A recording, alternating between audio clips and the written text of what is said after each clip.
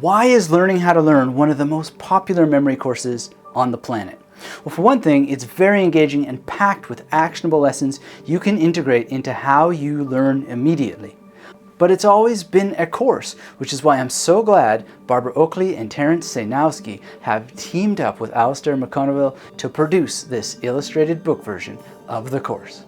This book will help you remember anything you're learning far better, but there's one thing about it I want you to partially forget, or at least ignore. That's coming right up.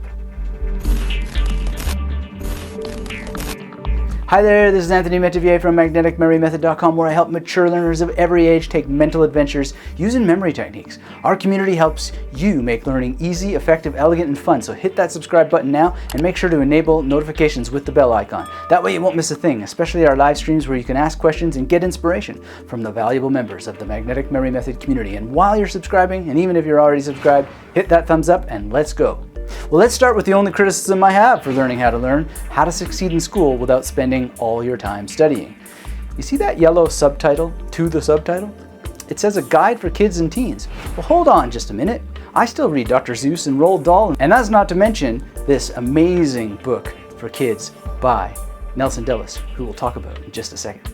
And let me tell you, learning how to learn, the book, is for anyone with two nuts rolling around in their head.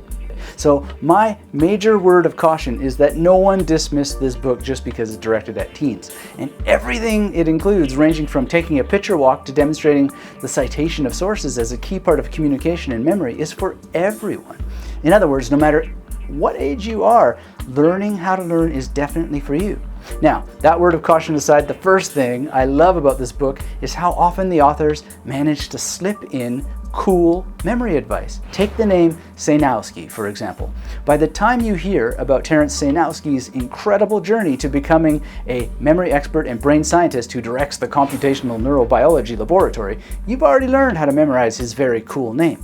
But the book gives you an extra little tip on how to break the name down so you can memorize it with greater ease. There are oodles of examples like this throughout the book that make it easy and fun to read. And since all of the Learning How to Learn team are masters of creating engaging learning experiences in online video courses, it's great to see how they've transferred this into book format. I also really like how they've used footnotes to enhance the reading experience and preserved a tradition that is sadly becoming less common. I suppose some people might feel like they break the flow of your reading, but actually there's a lot of genius to the method.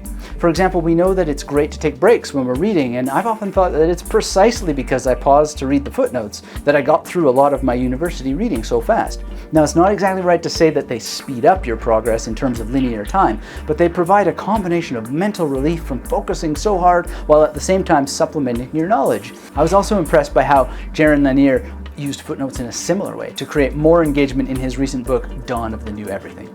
Likewise, Learning How to Learn is packed with illustrations. They supplement what you're reading and access a different part of your attention so that you experience multiple levels of processing. And all the illustrations come in handy too, because you'll learn to take a picture walk. A picture walk relates quite a bit to what some speed readers call priming. Now, we've talked a lot about this on my channel before, so I'll link you to one of those videos. In fact, the very same video in which I talked about why I only read physical books these days, the same day Learning How to Learn arrived. Package time, package time, package time. I love packages, especially when they contain books. Second, the book comes with all kinds of engaging ways to test your understanding of each chapter. As I was reading Learning How to Learn, I was also reading Maps of Meaning by Jordan Peterson, and often wished that he would have included some questionnaires to help the reader check their understanding. Now, I suppose that many university-level textbooks and scholarly presentations of research rely on university professors and courses to make sure people understand those books, but I imagine a time when even the densest philosophical texts could still be marvelously dense and incorporate some of these engagement techniques. Finally, it's fun how Learning How to Learn teaches you memory techniques through the eyes of a great memory athlete and memory author like Nelson Dellis. Even though he and I have spent a fair amount of time chatting both on and off the Magnetic Memory Method podcast, I still learned a ton by reading about how he operates his mind. There's even a tip about linking your memory palaces to the alphabet for learning languages. I wonder where that idea came from. Also, on the matter of stories, Barbara Oakley shares some compelling aspects of her own experience and even uses family examples that really bring the knowledge about how to learn faster and easier to life. Overall, you'll learn about everything from performing better on tests to how you can rig your brain to earn you more free time, to the secrets of turning your home into a mental notepad. You'll learn how to escape zombie mode when you need more brain power and discover why you can relax when your mind wanders. It's often a great part of the learning process, and yet so many people punish themselves unnecessarily when it happens.